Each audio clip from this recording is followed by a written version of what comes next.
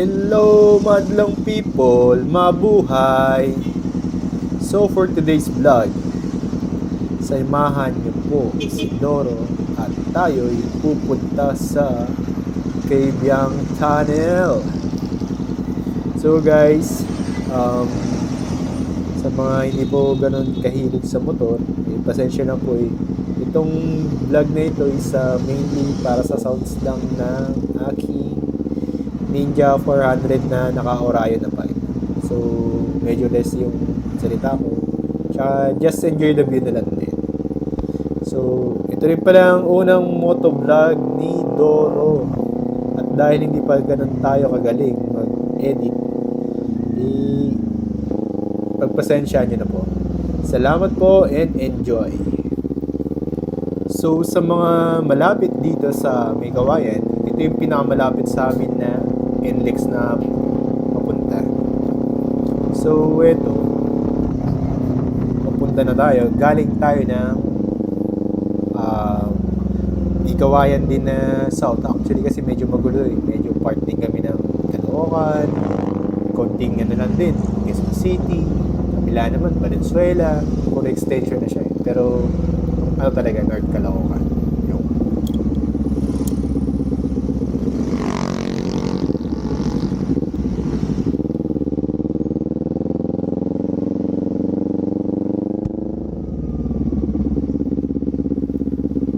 at ito rin po ang aking parating problema kasi kahit nakalagay na yung RFID niya sa may unahan, hindi pa rin siya nababasa. So, kailangan mo pa rin i-ready yung card na para i-tap dun sa RFID.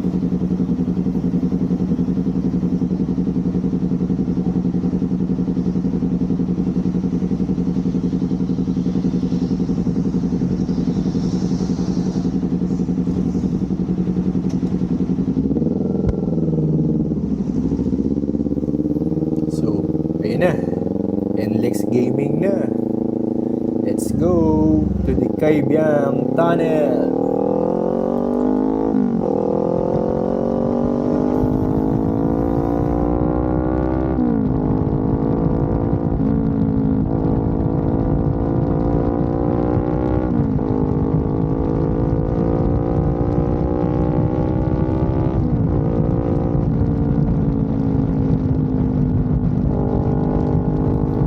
At dahil din sa sobrang layo pa niya galing sa amin,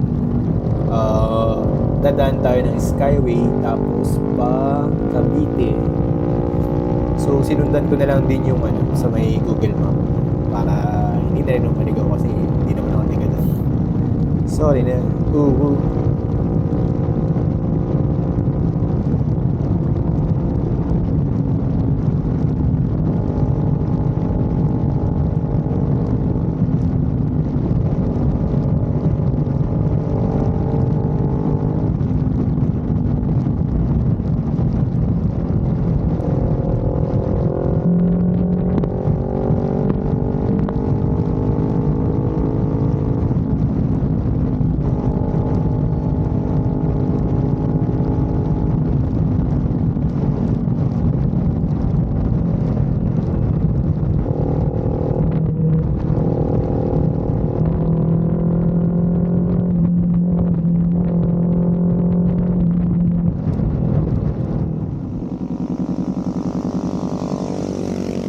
So, ito guys.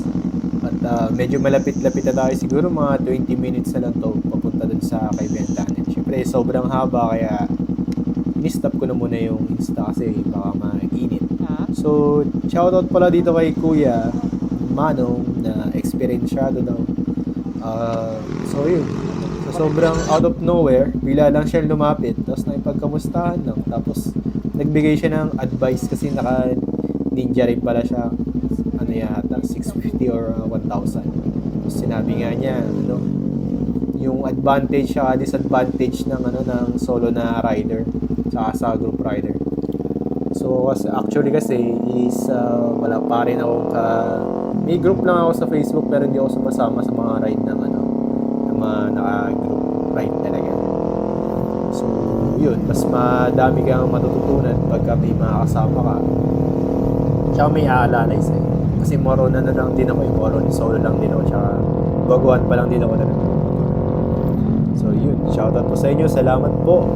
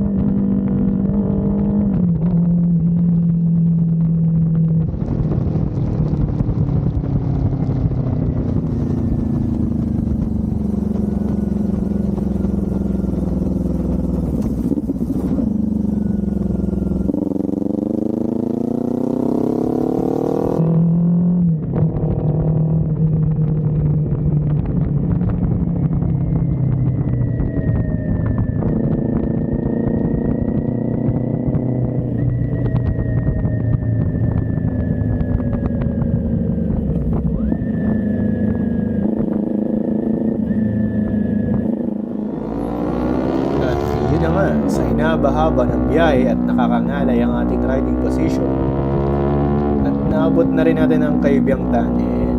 So ito yung unang attempt. So pumunta pala ako dito ng Sabado, I think. Hindi naman siya ganun karami yung tao, tsaka medyo tanghali na rin. Hindi na rin ako gumising ng ganun kaaga. So ayan, let's go!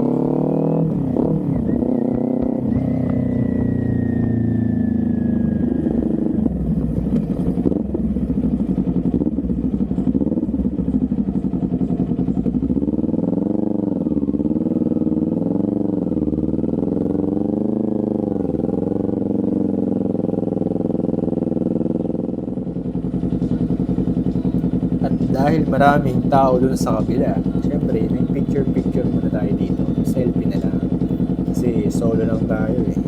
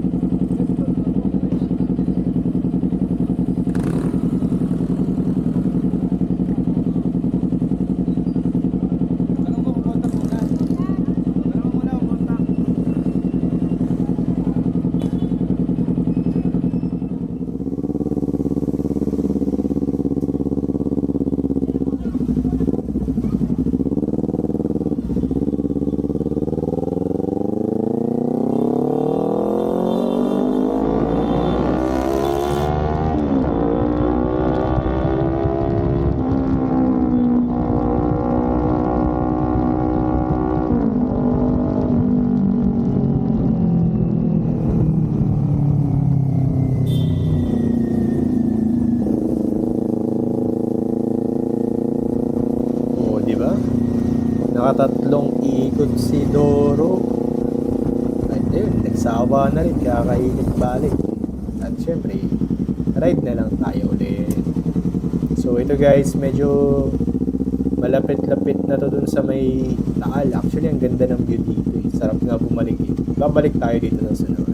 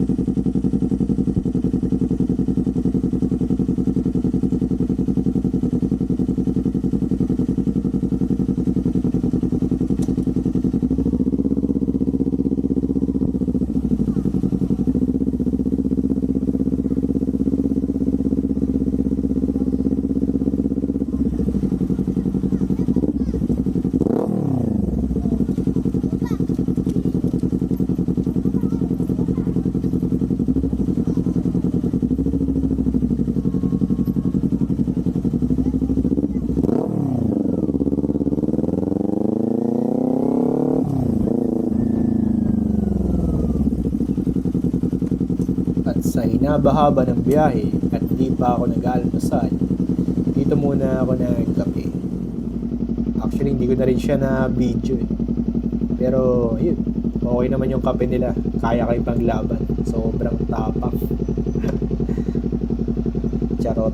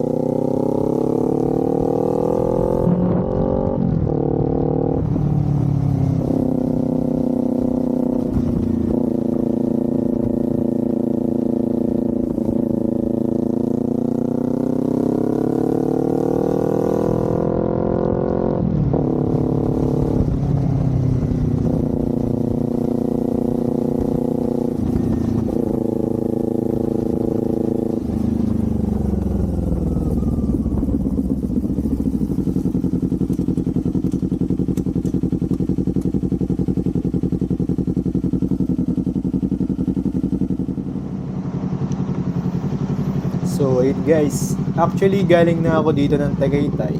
Ni-minute kami ng aking mother at yun, nakikain na rin sa kanila. So yun, uwi na tayo. At dadaan ulit tayo sa expressway, pauwi na naman.